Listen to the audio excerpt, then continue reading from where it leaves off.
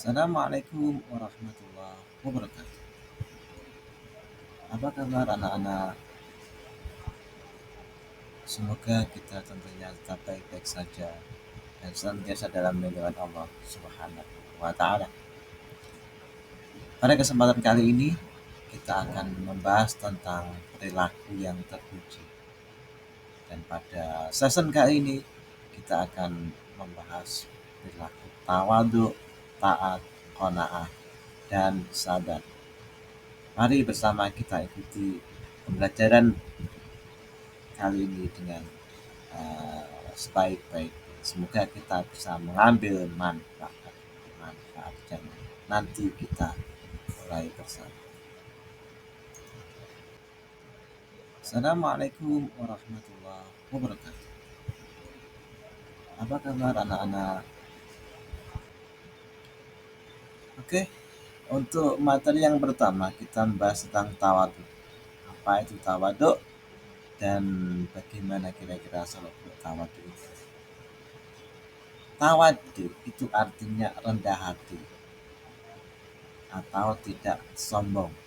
Jadi, tawadhu adalah ketundukan kepada kebenaran dan menerimanya dari siapapun itu. Baik dalam keadaan kita itu suka kepada orang yang menyampaikan ataupun tidak. Lawan dari tawadhu adalah takabur atau sombong. Contohnya, tak kala ada seorang mungkin anak kecil yang menasehati kita perkara yang baik, yang benar. Kalau kita mau menerima dengan lapang dada, ikhlas nasihat-nasihat itu, maka itu adalah bentuk dari ketawaduan kita. Perilaku tawadhu itu ada dua macam. Pertama, tawadhu yang terpuji, dan yang kedua adalah tawadhu yang dibenci. Tawadhu yang terpuji adalah sikap tawadhu atau rendah hatinya seseorang kepada Allah dan tidak mengangkat diri di hadapan hamba-hamba Allah. Artinya tidak merasa dirinya itu sebagai orang yang hebat, lebih mulia daripada yang lainnya, meskipun punya jabatan, kekayaan, atau apa saja yang lebih dari sesamanya. Nah, hal-hal seperti itu tidak membuatnya menjadi lebih hebat atau lebih mulia atau lebih apapun. Tapi tawaduk juga ada yang dibenci, seperti tawaduknya atau rendah hatinya seseorang karena Allah, karena selain Allah. Jadi kita menghormati seseorang itu karena kekayaannya, itu nggak boleh. Kita rendah hati kepada atau rendah diri kepada orang-orang karena mengharapkan selainnya Allah. Aku tak merendahkan diri dan presiden biar dapat jabatan, biar dapat harta keduniaan, maka itu juga bukan tawaduk yang terpuji. Bahkan itu adalah tawaduk yang dibenci, termasuk sebagian dari kemaksiatan. Oke, selanjutnya kita membahas tentang taat. Apa ini taat, apa mana taat, dan jenis-jenis taat. Nah, taat itu adalah upaya kita untuk selalu mengikuti perintah Allah dengan melaksanakan perintah-perintahnya dan menjauhi segala larangannya. Nanti ketaatan seseorang kepada Allah itu sangat tergantung dengan keimanannya. Nah, semakin kuat iman seorang, maka dia akan semakin taat kepada Allah. Oke, selanjutnya kita membahas tentang taat. Apa ini taat, apa mana taat, dan jenis-jenis taat. Nah, taat itu adalah upaya kita untuk selalu mengikuti perintah Allah dengan melaksanakan perintah-perintahnya dan menjauhi segala larangannya. Adapun makna taat itu berarti bisa sebagai patuh, penurut, ataupun tunduk. Patuh artinya kita mematuhi perintah Allah dan menjauhi larangannya. seperti kita menjalankan sholat, kemudian kita menjauhi perbuatan maksiat, itu adalah bentuk dari kata patuh. Kemudian menurut atau penurut, nah kita menuruti semua aturan yang bersumber dari ajaran Islam. Nenek sholat itu harus menghadap kiblat, harus ada takbiratul ihram, itu semua dituruti dengan sebaik-baiknya. Dan juga harus taat juga kepada tunduk, yaitu kita tunduk kita terhadap kodok-kodoknya Allah, terhadap ketentuannya Allah, bahwa Allah memerintahkan kepada kita untuk beribadah dan kita beribadah sesuai dengan apa yang dikehendaki Allah, ya kepada Allah dengan seikhlas-ikhlas. Mungkin adapun jenis taat itu ada tiga, seperti dalam Al-Quran disebutkan atiullah wa atiur rasul wa ulil amri minkum. Nah, kita disuruh taat kepada Allah, kemudian juga taat kepada Rasulullah, dan taat kepada pemimpin-pemimpin.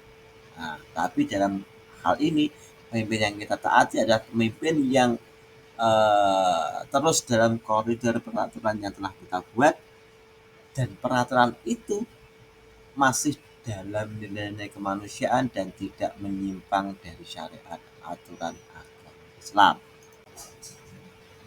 Adapun jenis taat itu ada tiga, seperti dalam Al-Quran disebutkan atiullah wa atiur rasul wa ulil amri minkum. Nah, kita disuruh taat kepada Allah, kemudian juga taat kepada Rasulullah, dan taat kepada pemimpin-pemimpin.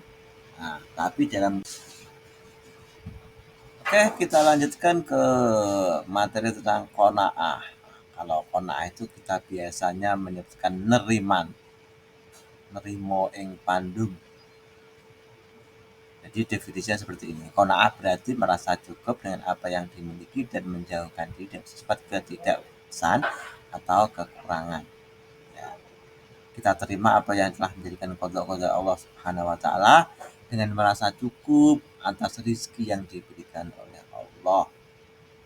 Dawuh Kanjeng Nabi yang artinya sesungguhnya beruntung orang yang masuk Islam dan rezekinya cukup, merasa cukup dengan apa yang telah diberikan Allah padanya. Oke, kita lanjutkan ke materi tentang qanaah. Kalau qanaah itu kita biasanya menyebutkan neriman, nerimo ing pandum. Orang yang qanaah itu terdapat beberapa tanda atau unsur-unsur yang membuatnya disebut qanaah. Yang pertama, qanaah itu memberikan atau membangun pribadi muslim yang menerima dengan rela apa adanya. Dari situ kemudian dari keikhlasan itu kita memohon tambahan apa yang telah diberikan Allah. Kita memohon Allah tambahan dengan berdoa kita kepada Allah agar dengan juga tidak lupa untuk berikhtiar berusaha. Setelah kita berikhtiar berusaha, maka kita menerima ketentuan Allah itu dengan sabar, bertawakal kepada Allah, berserah diri kepada Allah, dan tidak tertarik oleh tipu daya dunia. Orang yang qanaah, materi kita yang terakhir adalah sabar. Sabar adalah sikap teguh dalam menghadapi segala cobaan dan rintangan dengan tidak melupakan ikhtiar atau usaha. Adapun hakikat sabar adalah ketika kita mampu mengendalikan diri dari dosa. Kita mentaati segala perintah Allah dan kita tetap memegang teguh akidah agama Islam. Dan saat kita mampu tabah serta tidak mengeluh atas musibah dan keburukan apapun yang menimpa kita, tidak ngeluh nenggone wong liya, tidak sambat-sambat kepada orang lain, tidak sambat-sambat kepada makhluk lain, tidak boleh. Materi kita yang terakhir adalah sabar. Sabar adalah sikap teguh dalam menghadapi segala cobaan dan rintangan dengan tidak melupakan ikhtiar atau. Adapun jenis sabar adalah ada tiga hal. Pertama, kita sabar dalam menjalankan ketaatan. Kita sholat, puasa, zakat, dan semua ketaatan jalan kepada Allah kita jalankan secara sabar, dengan enjoy, dengan tenang, dengan santai, dengan ikhlas. Itu arti sabar dalam menjalankan ketaatan. Kemudian sabar dalam menjauhi kemaksiatan. Ini artinya kita sabar tidak melakukan kemaksiatan. Ya, kita tidak berzina, kita tidak berjudi, kita tidak minum keras, kita tidak bermarah-marah tidak jelas. Itu kalau kita bisa meredam itu, maka itulah kita dalam artian sabar dalam menjauhi kemaksiatan. Dan yang terakhir adalah sabar menghadapi musibah. Apapun musibah yang menimpa kita, kita jalankan dengan sabar, dengan ikhlas, dengan ridho atas ketentuan Allah. Nah, demikian tadi materi tentang akhlak yang terpuji pada kali ini, yaitu tawadhu, taat, qanaah, dan sabar. Semoga kita bisa mengambil manfaat dan bisa kita laksanakan, kita implementasikan dalam kehidupan sehari-hari. Semoga hidup kita senantiasa mendapatkan ridha Allah Subhanahu wa taala. Sebelumnya, jika ada yang salah atau mungkin kurang jelas, silahkan ditanyakan di kolom komentar kalian. Oke, kami tunggu. Assalamualaikum warahmatullahi wabarakatuh. Nah, demikian tadi materi tentang akhlak yang terpuji pada kali ini, yaitu tawadhu, taat, qanaah, dan sabar. Semoga kita bisa mengambil manfaat dan bisa kita laksanakan, kita